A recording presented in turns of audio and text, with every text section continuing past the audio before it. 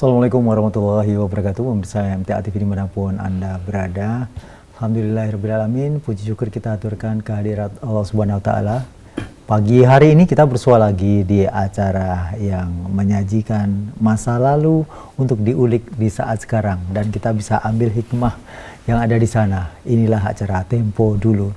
Dan pemirsa, kalau tadi kita sudah melihat sekilas video yang menayangkan petilasan-petilasan yang ada di Parangjoro, dan ternyata Parangjoro ini adalah nama lama, tapi itu bisa juga dikatakan nama lama yang kemudian muncul di jelang kemerdekaan. Nah, ini memang perlu kita harus tahu, karena banyak nama-nama di wilayah Solo dan sekitarnya itu yang memang memiliki kisah-kisah, bukan hanya kisah, tapi memang di sana ada nilai sejarah.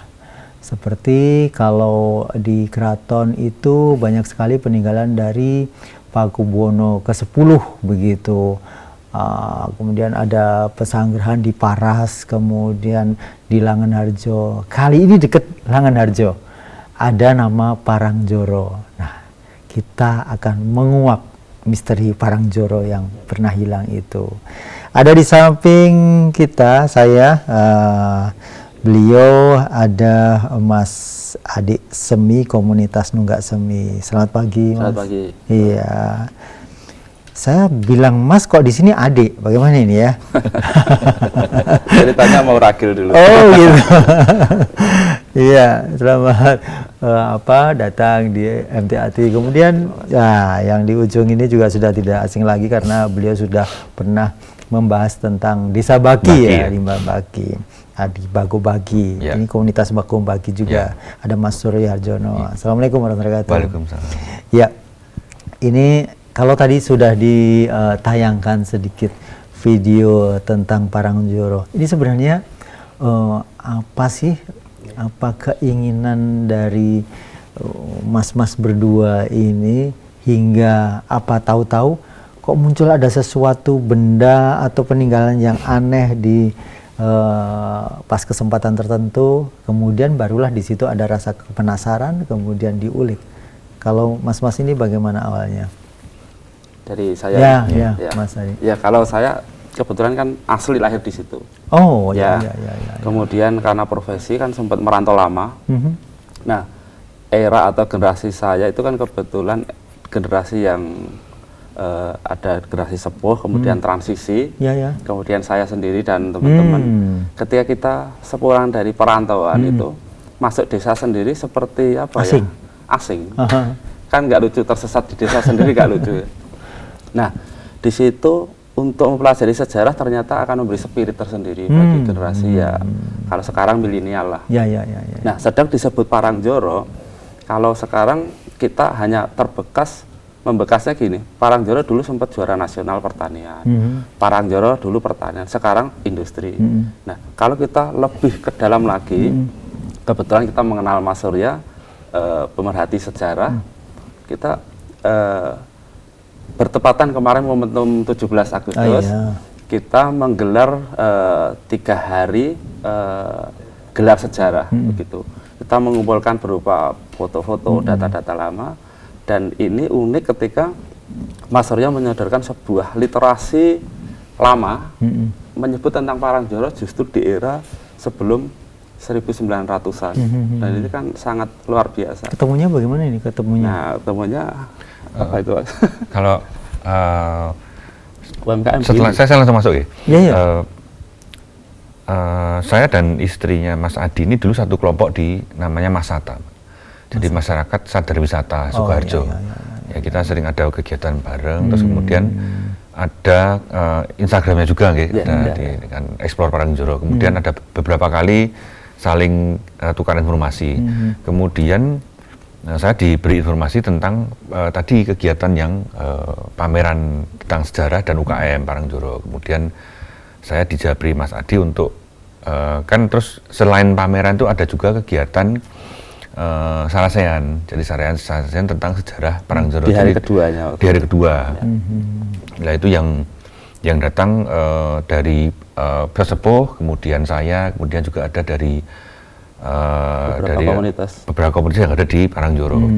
Kemudian saya sebenarnya memang belum banyak mengulik tentang Parangjoro, walaupun sebelumnya dulu pernah juga ke pesanggerahannya. Jadi analisa saya baru analisa peta. Jadi di situ ada bekas pesanggerahan, kemudian ada bekas sumur dan sebagainya. Jadi memang belum ada khusus untuk mengulik itu. Kemudian karena di Japri kemudian saya belajar dulu. Saya kemudian setelah singkat persiapan. Jadi memang istilahnya memang sekarang ini baru kita mengumpulkan puzzle, Pak.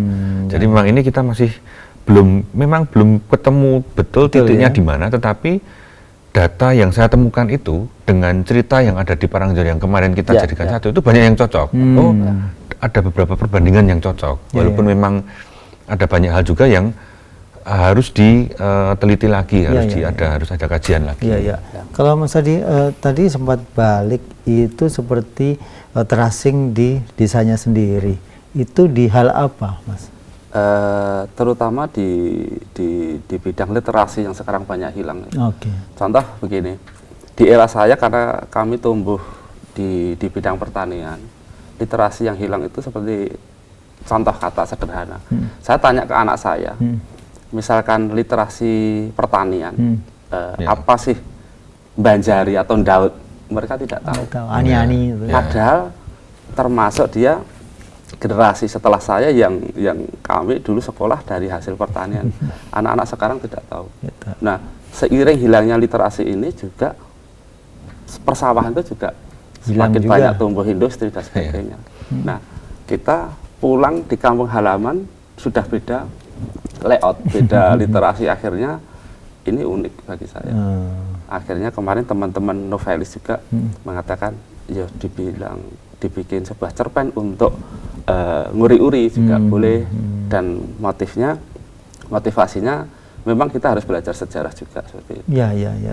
Nah, nanti biar generasi yang sekarang sesuai dengan ini nunggak semi kami itu kan, kita yang tua, yang tunggak-tunggak itu biar bersemilah muncul yang baru tanpa meninggalkan budaya lokalnya Parangjoro, potensi lokalnya seperti itu.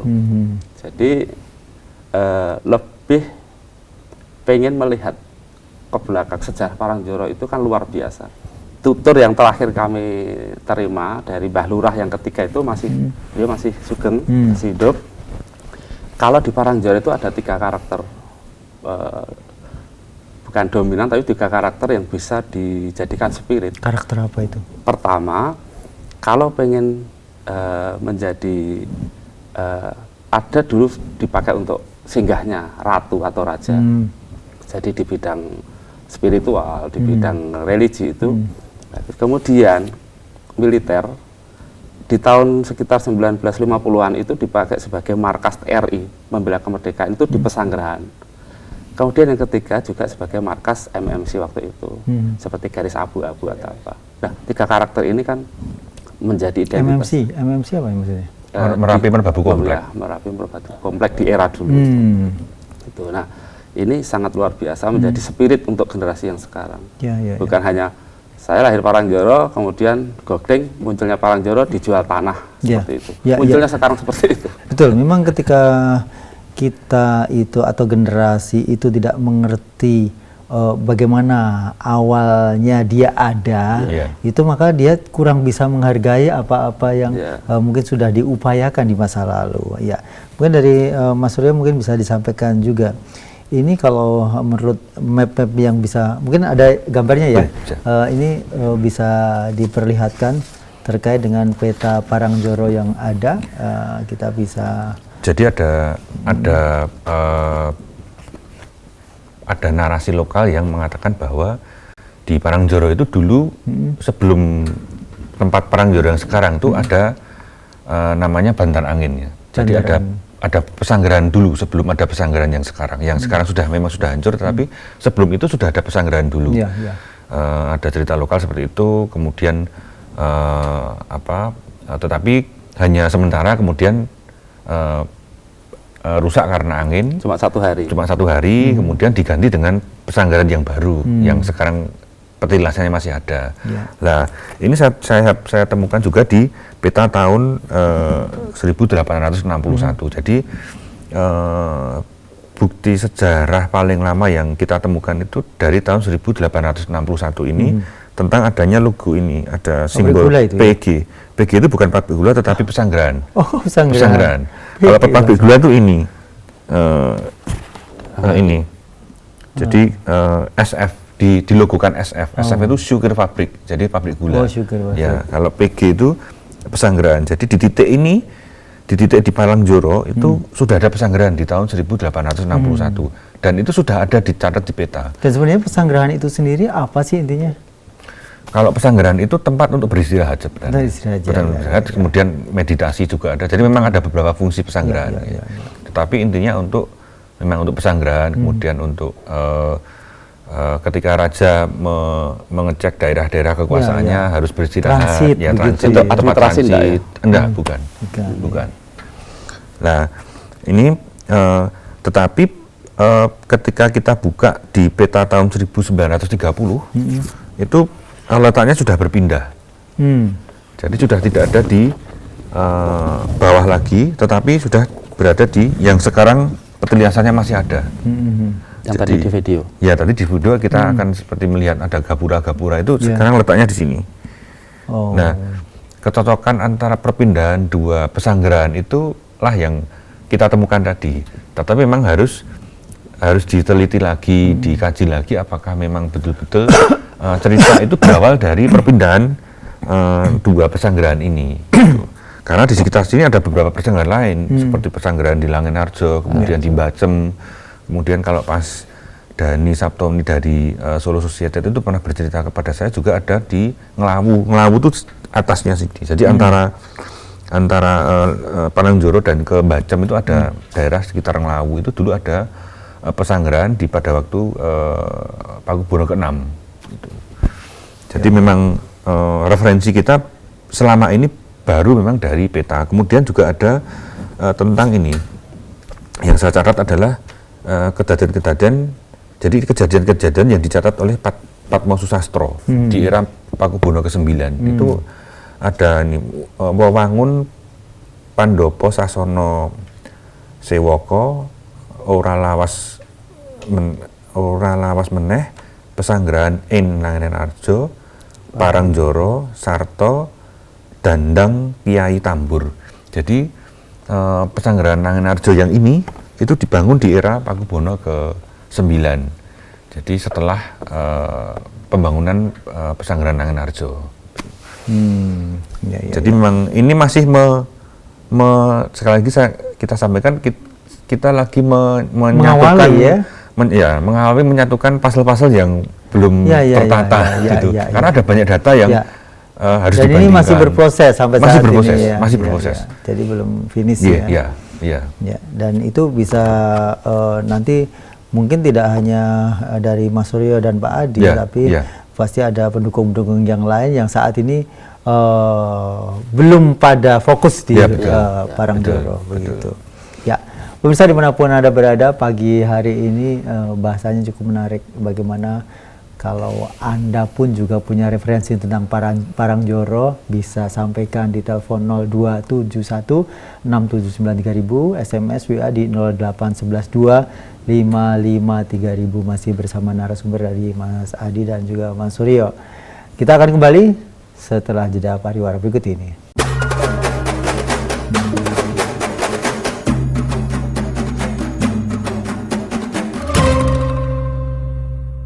Baik pemirsa dimanapun Anda berada, Anda masih menyimak sajian Tempo Dulu untuk pagi hari ini. Masih dengan narasumber kita dari komunitas Nunggak Semi, ada Mas Ade, kemudian ada Mas Suryo dari komunitas Sembako Mbaki. Kita masih menguak Parangjoro yang hilang. Nah ini mungkin bisa diteruskan. Kalau tadi ada video-video, nah sekarang ada foto-foto yang mungkin ada lebih detail gitu, kegiatan-kegiatan yang kemarin sudah dilakukan di Parangjoro untuk menguak tadi. Ya silakan siapa? Mas Adi dulu. Mas Adi, Mas Adi. Ya, pada dasarnya kemarin kita sempat menikmati sore lah ya di Parangjoro, habis ngopi terus kita langsung menuju ke TKP di situ. Jadi TKP itu pesanggerahan titiknya di mana. Kemudian yang ternyata sekarang ada beberapa bangunan pesanggerahan ketimbun sama ini kayu bakarnya atau bukan kayu bakar ya, abunya limbah tahu. Ini apa ini? Di situ ada. Nah, ini bekas gapura. Bekas gapura. Bekas Dulu gapura. pintu Bekas gerbang masuk ke pesanggerahan. Oh begitu. Ya, ada dua yang sayang sekarang tidak ada foto ya, sayangnya seperti tidak apa ada. gapuranya Dulu, ya. Nah, ini di apa ya? Semak Atau dulu belukar. ada saksi yang pernah melihat berdirinya Jadi gapura itu. ada ya? tutur begini, sempat bergelantungan di daun ini, Pintunya. di bingkai frame-nya. Oh ya, pintu. ya. Itu beliau pasti lahir lah, yang pemerhati pendidikan juga, bergelantungan di situ. Jadi masih ingat betul bagaimana pintu gerbang itu seperti alun-alun kidul katanya seperti itu.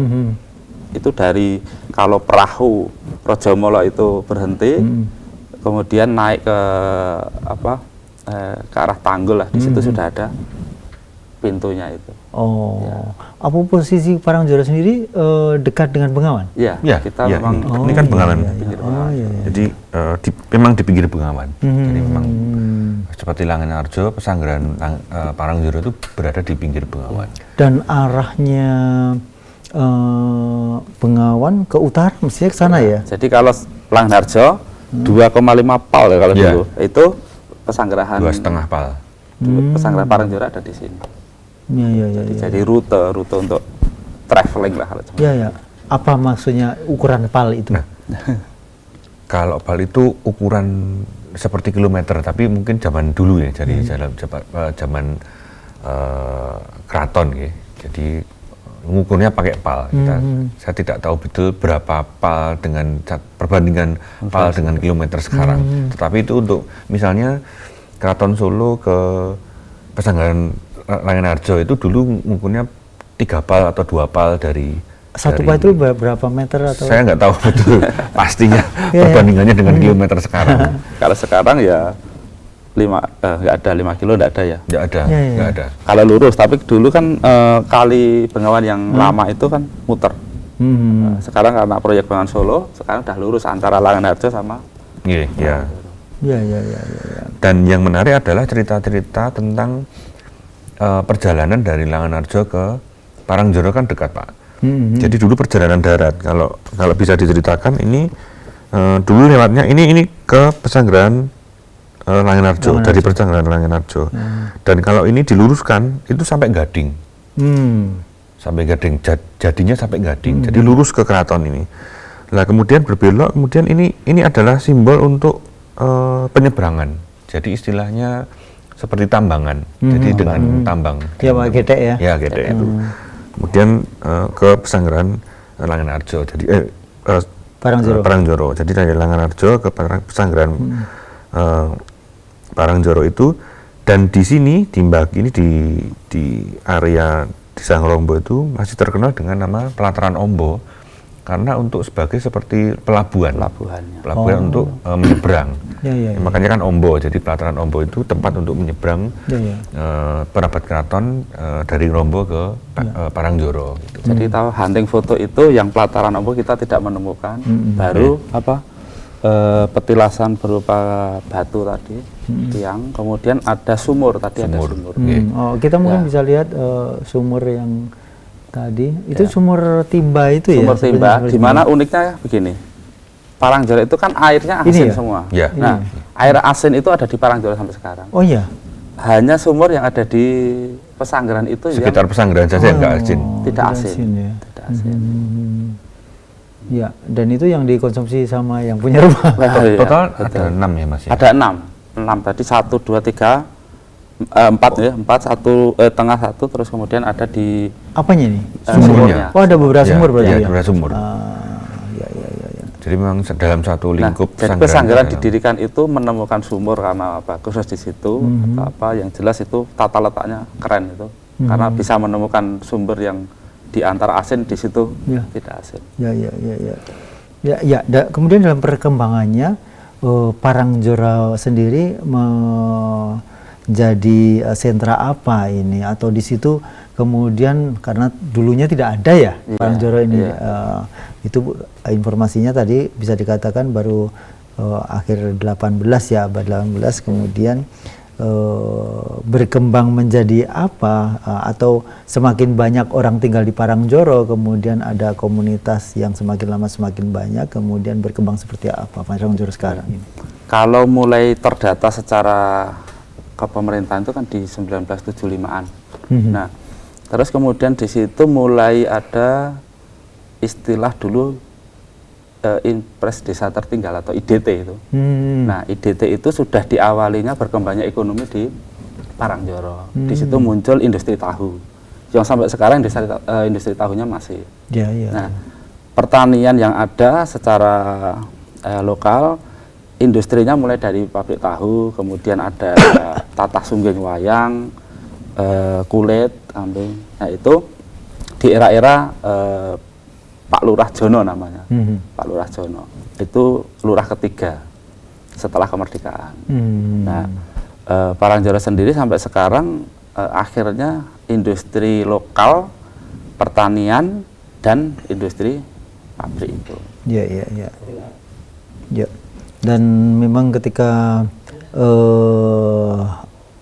orang mengetahui tadi sejarah dan kemudian ada peninggalan, itu otomatis mereka juga pede ya, orang di dalam situ akan pede seperti Kampung Batik Laweyan lah misalnya begitu. Kemudian mereka akan merasa mempunyai modal untuk ketika ada tamu dari luar itu datang, apa yang dipersembahkan. Kalau tadi termasuk di situ ada tata sungging wayang dan lain sebagainya. Itu berarti dekat Serenan apa ya? Jauh sebenarnya. Jauh, tapi di Sabutuh dekat. Jadi antara Parangjoro sampai Serenan itu sebenarnya kan memang tadi Butuh juga ada itu di Butuh ya. Dan kalau di apa itu? Di peta yang lama itu pergeserannya yang tadi sebelumnya itu perpindahannya berapa jauh Mas? Untuk Pesanggeran satu enggak jauh, paling 1 kilo Mas, enggak ada ya. Masih di satu dusun. Cuma masih beda lokasi antara kalau Banjarmati itu agak ke timur, Ngadirojo agak ke barat. Nah, yang sekarang itu di Ngadirojonya. Jadi ada cuma tidak diketahui petilas saja dari data ini. Kalau ada 2 hal yang kita temukan. Jadi ada narasi lokal tentang perpindahan. Yang tutur itu tadi. Dari tutur itu namanya Bantar Angin itu lokasinya jauh dari lokasi ini. Dari lokasi perpindahan ini. Tetapi data yang kita temukan ada perpindahan Pesanggeran sama dengan tutur, tetapi lokasinya sudah bisa kita lihat dari melihat peta bahwa perpindahan itu sebenarnya tidak terlalu jauh. Dan dari penggalian kemarin kita juga bisa akhirnya bisa tahu kalau memang Langenarjo itu dulu masuk ke saya catat di sini distrik Bendon Daleman, yang sekarang nggak ada istilah Bendon Daleman. Kemudian distriknya Grogol, kemudian Regenschaftnya Kartosuro, dan masuk Afdeling Klaten. Jadi seperti yang disampaikan Mas Adi tadi, bahkan sampai tahun 80-an. Ya, saya SMP itu masih pajak, ikutnya Klaten. Masih Klaten. Masuk pajak motor, pajak tanah itu juga masih di Klaten. Jadi bukan masuk Sukoharjo. Tapi masuknya di Klaten. Ini berita tahun 1881 tentang badai. Jadi dulu kan ada banyak berita-berita, salah satunya berita badai itu banyak sekali dulu. Nah, itu menerangkan bahwa badai maksudnya angin di sebuah media massa di lokomotif. Di lokomotif 11 April 1881. Tersebutlah Parangjoro. Parangjoro berada di, cuman memang tidak disebut desa, Pak, karena Hindia Belanda itu punya daftar desa-desa yang ada di Hindia Belanda. Itu desa-desa di sekitar Parangjoro itu sudah ada, dicatat semua, ada jumlah perempuannya berapa, anak-anaknya berapa, laki berapa. Tapi kalau Parangjoro nggak ada. Yang disebut itu Sonorejo. Bulaarjo, Layanarjo itu disebut semua. Ya, ya. Bahkan kita cari nama Ngrombo, Bentaan, Dimbagi itu ada semua, tetapi Parangjoro nggak ada. Ya, ya, ya, ya. Karena memang kemungkinan memang Parangjoro itu berawal dari pembuatan nama pesanggrahan. Tapi Menaan dan Menur ini ada. Iya, tapi Sekarang dusun. Penyebutan nama itu di sekitar dulu Menaan dan Menur. Ya. Yang nama aslinya. Parangjoro itu antara di situ, Iya, antara iya, mana iya, dan- iya. Atau mungkin ya ini hanya sekedar pemikiran analisa iya, ya. iya. Bisa jadi Parangjoro itu sebuah lokasi yang tidak bisa ditundukkan Belanda. ya, ya, ya. Jadi tidak bisa sempat mengekspos seperti apa sih benar Parangjoro itu. Terus kemudian ini Pak, sudahkah ini juga berkomunikasi dengan pihak keraton, karena dia sendiri yang di sana Parangjoro adalah pesanggrahan dari Pakubuwono ke-9, Iya, gitu. Karena pasti beliau akan tahu Parangjoro kenapa di peta lama tidak ada nama itu. Mungkin bisa dilanjut nanti ke pihak keraton gitu, ya. Yeah. Saya pernah berkomunikasi dengan Kanjeng Dani, beliau adalah salah satu pengelola di Museum Keraton Surakarta. Memang menyebut juga Lumbung Selayur, kemudian Parangjoro itu. Cuman memang kan setelah pasca kemerdekaan itu kan ada banyak aset keraton yang kemudian bahkan kalau yang di Parangjoro ini diminta langsung oleh Pak Lurah Jono. Disertifikatkan dan jadi hak milik Dan dari warga Parangjoro. langsung minta ke keraton. Itu di era 75 sampai 80. Jadi memang bukan istilahnya direbut enggak, tetapi memang Pak Lurah Jono itu meminta langsung ke keraton dan diberikan. Beliau kemarin waktu ke Sarasen itu memang menyampaikan seperti baiknya lah waktu itu keraton, karena kita minta pun dikasih gitu. Jadi sekarang kayak Lumbung Selayur, kemudian itu kalau yang di Lumbung Selayur malah justru jadi kas desa. Nah kalau yang di pesanggrahan memang jadi pemukiman. Apa gitu. itu bentuknya kas desa? Tanah gitu? Tanah, memang tanah. Jadi sumur yang kita ekspos kemarin itu yang sebenarnya untuk misalkan ini pemerhati sejarah budaya ya, bisa untuk wisata dan sebagainya, sekarang karena ada hak milik orang ya kita tidak ada nggak bisa ya, karena itu sudah hak milik orang. Cuma sisa-sisa dari bangunan itu harusnya bisa diselamatkan, seperti bongkahan-bongkahan pintu pilar itu. Kalau Parangjoro kebetulan kan juga lagi ada proyek pembuatan museum tani dari pihak pemerintah desa, ya mungkin nanti itu bisa dialokasikan ke sana, dibikin replika untuk generasi berikutnya biar bisa menikmati Parangjoro dulu pesanggrahannya seperti ini. Ya. Ya. Dan penggalian tentang Parangjoro itu baru saja atau? Ya, baru saja. Baru saja. Kebetulan saya aktif di medsos, di dunia digital, dan dipercaya hari ini untuk jadi ketuanya BUMDes Parangjoro. Ya, akhirnya ketika mau kan entrepreneur, socio entrepreneur lah BUMDes seperti itu. Diminta untuk membuat suatu usaha. Tapi kalau identitas desa belum diangkat, saya yakin usahanya juga akan susah. Jadi mungkin di awal-awal sebelum kita mengadakan bisnis atau usaha, ya kita mengangkat desa. Dari festival, kita kemarin membuat festival tani. Sampai tadi yang difoto ada gelar 3 hari sejarah. Karena 17 Agustus perayaan lokal itu biasanya kan campur sari atau apa. Kita bikin yang beda kemarin. 3 hari kita gelar sejarah. Sarasean hari kedua. Yang akhirnya kita mendatangkan dari pihak pemerhati sejarah seperti Mas Arya, sesepuh, dan itu momen terbaik kemarin menurut saya.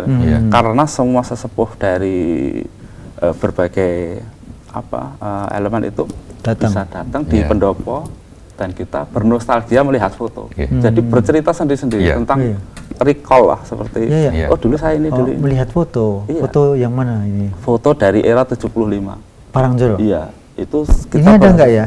Ada. Bisa diperlihatin nih foto-foto yang era 75. Jadi kebetulan didokumentasi oleh beliau Pak Jono ya, di Pak Lurah yang ketiga itu.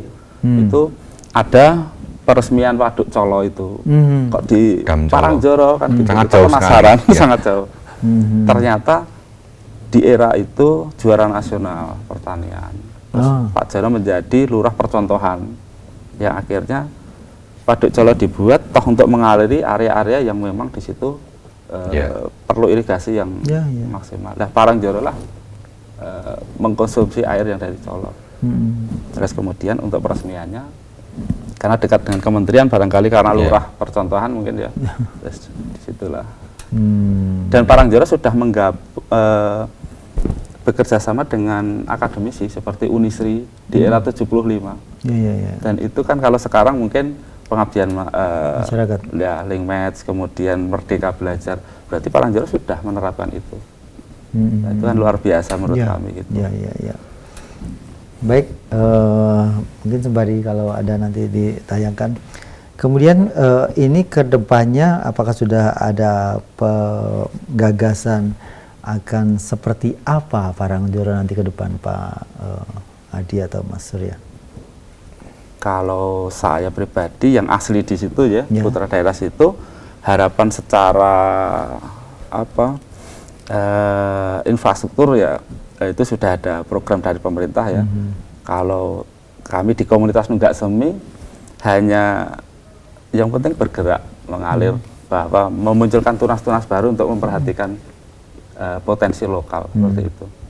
Karena tanpa Nunggak Semi, tanpa kita nguri-uri budaya, memperkenalkan pada generasi yang sekarang, itu nanti tidak akan berkembang menurut saya.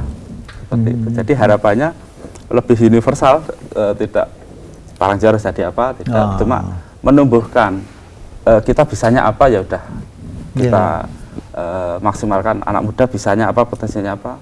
Kita ada ruang untuk kreatif, seperti kemarin workshop membatik di pendopo kami. Ya, mendatangkan dari akademisi, masyarakat yang mau bergabung. Nah, dari situ kita membuat semi-semi baru lah. Ya, kalau rata-rata penduduk yang ada di sana atau masyarakat yang ada di sana itu didominasi oleh kalangan buruh, pegawai. Di situ atau banyak homogen ya. Jadi ada, kalau daerah Menur itu rata-rata militer. Jadi polisi, angkatan darat dan sebagainya itu ada di daerah Menur. Kemudian daerah Parangjoro itu industri. Apa di sana ada komplek? Tidak ada. Kok bisa begitu ya? Jadi, ya itu tadi mungkin spirit dari TRI dulu yang berada di Parangjoro di era tahun berapa itu? TRI itu Tubuh Rakyat Indonesia apa? Tentara Rakyat Indonesia. Ya. Dulu TRI juga Tebu loh kalau nggak salah. Disingkat untuk itu ya. Iya. Jadi macam-macam, pertanian ada, yang PNS kayak sudah tradisi turun temurun. Kalau dari situ Menur ya angkatan. Iya. Oh begitu. Jadi tidak ada yang mendominasi. Gitu. Jadi komplek ya. Nah, terus kemudian untuk Mas Surya sendiri melihat dari realita yang ada di Parangjoro itu sendiri, sebenarnya mengapa ini bisa hilang gitu? Atau semula sebenarnya namanya bukan Parangjoro begitu. Nah ini mungkin bisa. Kalau dari yang beberapa data yang saya temukan itu memang tidak berawal dari sebuah kalurahan. Karena kalau kalurahan dulu memang sudah disebut, jadi memang tidak hilang dan sebagainya. Memang itu dulu bagian dari, kalau tidak Sonorejo ya Langenarjo, kelurahannya. Jadi memang pemerintahan yang secara resmi itu berawal dari setelah era kemerdekaan, menjadi kelurahan pemerintah itu setelah era kemerdekaan, walaupun sebelumnya sudah ada seperti pemerintahan, tapi mungkin seperti dusun yang bukan terstruktur, jadi tidak berada di bawah seperti untuk distrik, kecamatan seperti itu. Jadi memang nama Parangjoro kalau ada seharusnya di daftar desa-desa di Hindia Belanda itu ada, pasti ada. Iya. Atau karena mungkin usia peta itu sendiri lebih tua dari Parangjoro kan. Kemudian pas Pakubuwono IX tadi ke sana, itu memang dia ingin memberikan nama, sebuah nama, bahwa ini pesanggeran Soeng Rejaning Zaman, misalnya seperti itu. Ini saya lebih suka kalau dinamai Parangjoro, misalnya seperti itu. Jadi lebih kondang setelah belum sempat Google Map-nya Ya, ada, ya. itu Kemungkinan seperti pelebaran seperti penambahan kelurahan juga bisa. Jadi seperti apa ya istilahnya, dulu berada di bawah Sonorejo, terus sekarang dibuat kelurahan sendiri itu juga bisa. Ya, Terus kemudian namanya diambil dari nama pesanggerahan itu juga Ya, bisa. Jadi Karena kalau tutur kan, ya, tutur itu era Kademangan istilahnya. Gitu. Jadi dulu diangkatlah Demang pertama oleh Pakubuwono IX dengan nama Diporejo. Gitu. Nah itu tutur yang berkembang di masyarakat lokal. Berarti secara turun-temurun cerita kan juga ada. Ya, ya. Berarti Parangjero itu sudah ada juga tersebut. Bahkan sistem pemerintahan dari mulai Demang, Bekel, Lurah itu kan sudah tersusun. ya, ya, ya. Cuma di petanya mungkin Ya. masih antah berantah, Betul. pinggir kali. Ya. Kalau Baki kan tebu jelas. Tebu. Parangjero ya, belum Ya. persawahan saja. ya. Ya, ya. Dulu ada Meguwo, sekarang jadi Adi Sucipto misalnya gitu. Ya, dulu Panasan, sekarang Adi Suparmo misalnya kan, itu kan bisa jadi ya. Iya. Iya. Karena di sana sekarang sudah diresmikan sebuah tempat yang namanya itu. Ya, gitu Tapi ya. ya Penamaan setuju baru. juga karena ini di serat apa ya kemarin ya, yang dipamerkan itu loh, ada Bupati Madiun. Ya. Itu. Jadi ini Parangjero Ratu Timur, Sirton. Catatan harian tentang Pakubuwono pada waktu menerima tamu. Itu salah satunya adalah Bupati Madiun, itu dibawa ke beberapa tempat memamerkan beberapa koleksi keraton, kemudian ke Mangkunegaran, kemudian memamerkan kereta, kemudian salah satunya ke Parangjero. Ini vilanya ini gitu kan Ya, ini saya Ya, punya bisa Langenarjo jadi. dan juga Parangjero gitu. Jadi saya pikir juga itu merupakan salah satu tempat yang penting juga. Dan sekali lagi yang saya tadi sudah disinggung Mas Adi tentang pemilihan itu tidak sembarangan juga, karena sampai tahu di situ airnya yang lain asin, di situ enggak, itu kan pasti juga ada proses yang tidak langsung ini dibangun di sini saja karena dekat dengan Langenarjo, tidak. Karena memang pasti ada. Bukan semata-mata sabdo gitu ya. Ya. Jadi asin Ya, gitu ya, ya. karena ada analisanya. Ya. Dan yang jelas kan orangnya adalah raja ya. Ya. Dan itu pasti tempat yang disinggahinya pun sudah mendapatkan terkondisikan Ya. oleh kalau sekarang pengawalnya dan sebagainya ya. gitu. Baik Mas Suryo dan Mas Adi, sangat menarik sekali. Mudah-mudahan di waktu-waktu yang akan datang Parangjero nanti sudah dapatkan literasi yang lebih komplit begitu, sehingga kita bisa tampil lagi untuk Parangjero ini loh sekarang sebenarnya Parangjero itu seperti ini. Terima kasih. Selamat pagi dan assalamualaikum warahmatullahi wabarakatuh. Dan pemirsa dimanapun Anda berada, alhamdulillah untuk pagi hari ini kita sudah mendapatkan gambaran tentang Parangjero itu, meskipun saat ini proses itu masih jalan terus ya, terkait dengan penggalian tentang Parangjero. Saya Rudi Herfianto, mohon maaf atas segala kesalahan. Billahi taufiq wal hidayah. Assalamualaikum warahmatullahi wabarakatuh.